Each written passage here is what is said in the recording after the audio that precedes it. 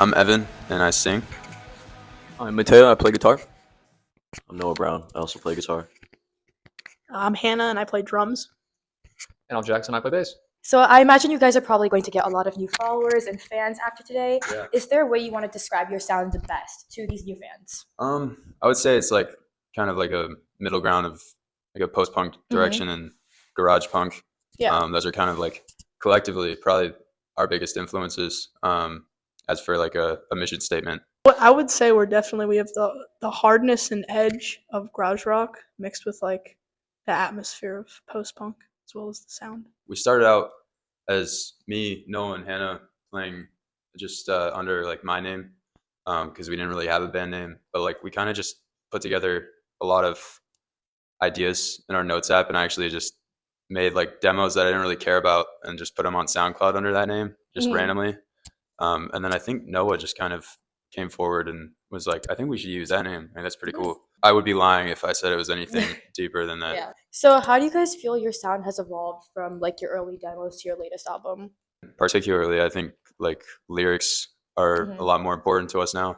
I think like collectively we also take a lot more influence from movies and books and everything as well. Yeah, I would say we're more focused on like words and kind of like having a good song at the base of like if you were to play it around a campfire. I just joined them in April, but I had been listening to them since pretty much they came on my feed, or I don't really know. But for me, it's been cool because for the first time I'm playing like music that's like both, like they said, like hard with an edge, and it's also like melodic. I feel like our sound was a lot more surf rock and garage rocky kind of, like we were playing really, really fast all the time. And then I think the way our sound has evolved is it's almost gotten just slower and almost more thought out, I would say. So when you guys write a song, do like lyrics come first, instrumentals? Is there any particular order you follow? Not really in order. We kind of, me and Noah, like with the new songs and stuff, really just click on a drum machine, and like, and just, play and jam or whatever. Or if I have an idea, like I'll just come over to his house at like after work at like 11 or something, and we'll just play all night. I would say more often than not though, like we'll have like one line as like, and that'll take off into what the lyrics are. But most of the time it's like more so the music first that we add the words to. I feel like once everyone else comes in after this song's maybe been like half or fully written, I feel like everyone on their own particular instruments just adds something, and the song just grows into that. Particularly on like our new like 3-song EP we just put out, all 3 of those songs kind of started out with one-liners that like your friend would spew out or something to you, like if they're just like drunk or whatever, and then it's just like you sit there and I'm like I'm gonna pinch that and take that. We used to write more about like personally what's going on with ourselves or whatever, but I think like it's also pretty cool to write about stuff that's around you too, that's not like personal to you. Yeah, so like in terms of taking creativity from people around you, I mean, you guys grew up in Richmond, so there's like a really cool music and art scene. How did that influence sort of your music and where it's come today? For me, I would say just playing shows is like it's not the hardest thing to do around here. So I mean, it's not like easy, but it's not the hardest thing to do. And I think we kind of became a band because we all were friends in the first place. So we just bonded over playing music. I feel like the music and our atmosphere in Richmond is very like it's like they'll take you in, like everyone's really friendly. Yeah. And like most of us like we're in like other bands and like we met each other through that, like and like I really like your band, like we should play music sometime, and then we all really just clicked. What are your guys' like biggest influences in music? Do you guys have similar bands or anyone you guys follow? Yeah, I really take influence from like Ty Segall. He's my goat. I love him. As far as guitar playing, I always looked up to like Joey Santiago from the Pixies, which I feel like our sound is one of the many bands that we sort of draw inspiration from? I could name a ton. I would say like Fontaines and stuff are huge for us. Like I've grew up on like Oasis, so I love them. A lot of the like smaller like garage rock bands and stuff like Bass Drum of Death is like huge for was huge for me in high school and Yeah. stuff, and just like any of that 80s post punk or goth rock stuff like Cure, Joy Division, all that stuff is very, you know, it's all one smorgasbord for us. Yeah. You know what I mean? With at least drumming influences for me, I think Joey Castillo is a big one. He's the drummer of the Circle Jerks right now, and he also drummed for Queens of the Stone Age. And I think just seeing that like level of physicality with drumming and just like going 100% every show is really cool to me. He also just looks really cool. So yeah. Personally, for the bass, like my biggest inspiration has always been like Peter Hook from Joy Division. His bass lines are some of the best in the world, and I always try to model myself off of that. But do you guys think going to gigs help like your music inspire you? Like for example, Oasis and Fontaines. Have you guys seen them live? Yeah. Okay, yeah. They're amazing. Yeah. So Seeing live performances, like it really adds like another layer of like, man, yeah. I love the song, but the fact that they're doing this thing on stage, like I went to go see Brian Jonestown Massacre a few weeks ago, and they had like 3 different 12-string guitars on stage, and like a lap steel, and like a whole like tambourine person, and I was just like the vibe is there. Even like as a band, we watch KXP like all the time, and we'll sit there and we'll just be like, you know, that's incredible of the stuff that we like, and we'll definitely take influence incredibly on like live, like even just like setting a tone or a vibe for sure. Do you guys have like a song that feels the most personal to you? I definitely feel like our song Diplomat, it's also one of my favorite songs to play live. So combine that, and it brings a lot of happy and nostalgic memories. I have 2, probably Blood Fountain off our newest EPs. We have like the most fun playing it. Like Hannah goes crazy on the drums, and we have a lot of fun on the guitar. But I also really had a great time writing and like recording with Bullet in the Sun off our album. For me, I'd probably say Exodo, the second song of the EP right now. Just because maybe at first it was the one I struggled with the most because of its structure.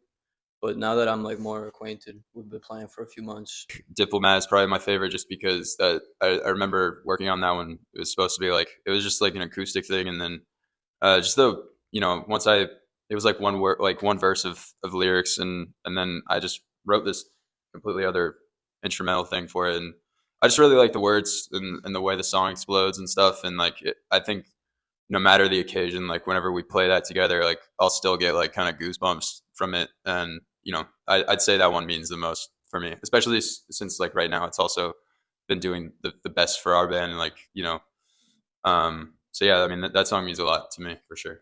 We went on like our first like little weekender, and you know, like, so it's actually really funny. Our Boston show was the first one, and we left at like 8 a.m. and our like show was at, what did it start at 10:30? So doors were at like 10, and we played, and like we had been in the car all day, and like my phone hadn't been charging because it just like wasn't working, so that was stressful. And then after that show, we had a show in Philly the next day at 12, like for load in. I don't even know how that works. And I remember we were driving, and I'm kind of a control freak, so like, you know, Jackson had been driving, and I just been like, dude, just like let me drive, like I can't sleep right now, like please let me just drive. And so of course he let me, because who wants to drive, you know? And we drove through New York, and like we got maybe an hour outside of Philly, and I was like, I can't do this anymore. So we drove into like one of those parking lots that has like the Chick-fil-A and all that shit, and we slept in the parking lot, like, you know, with our like feet up on the dash. And I remember like being like half awake, and there's like this group of people that were looking inside the car, and then this old man across the way was like, he heard them say like, are they sleeping in there? And he was like, yeah, leave them alone, you know. And it was really funny. But yeah, no, I would say like I had went inside to like go use the restroom and stuff, and I accidentally locked them in. I locked those two. Oh god. I locked those two in a hot car, and they were, you know, when you're on like 2 hours of sleep, you're gonna be really short tempered about that. Yeah. And so I came outside, and I remember like we all like just started having an argument, and then like 5 minutes later, we all turned around and we were like, I didn't mean that, you know. So like, Yeah. and we got there, and then I think Jackson was like, well, now I can take advantage of Evan being angry. So like we had this heavy amp, and he's like, Oh, I carried the God. amp last night, you know. Uh-huh. And so he was like being bratty about it. And I remember like that was, you know, I had been on 1 hour of sleep. So I was, God. you know, That's not but good. like all in all, like when we were driving back, like, you know, we look back now, it's like that was one of the funnest things we've done as a I band. feel like it's just part of the experience. No, Yeah. absolutely. But like, you know, it's funny, like you hear about like those stories and then for other bands, and then it happens to you and you're like, holy shit, like I want to kick my bandmates' ass right now. Like, you know, and then you're like, never mind. That's like, these are my favorite people in the world. Exactly. Were the shows at least good?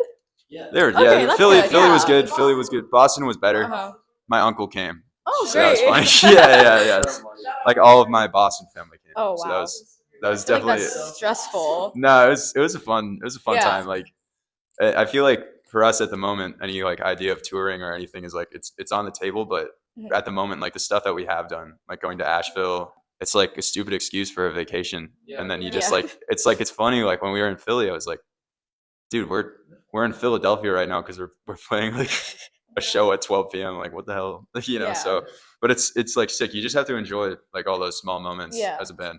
Yeah. But I would say like I'm incredibly excited. I've Uh-huh. been listening to them since I was like in middle school, Wow. and like I remember like I went to this studio that my guitar teacher at the time was like building, and I was there with my friend, and we like found My Honest Face, and we were like, this is so sick. And I remember Yeah. like that was one of the like early influences because we were just like, I was 14, like we had just began like writing songs, you know what I mean, or like trying to, and so Yeah. those were like a big, and it, you know, I've seen them in LA and stuff, and Mhm. so like it's very like a very much so like a full circle moment. Especially here at the National, like growing up in Richmond, like we've seen all like the best shows here, and it's just like surreal. Yeah. Evan put me on to it like Mhm.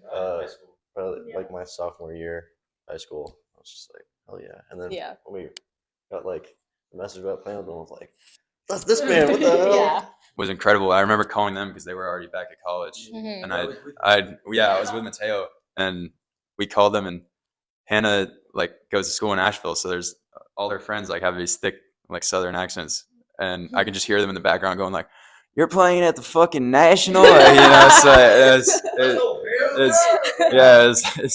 that was definitely funny. It was very exciting though.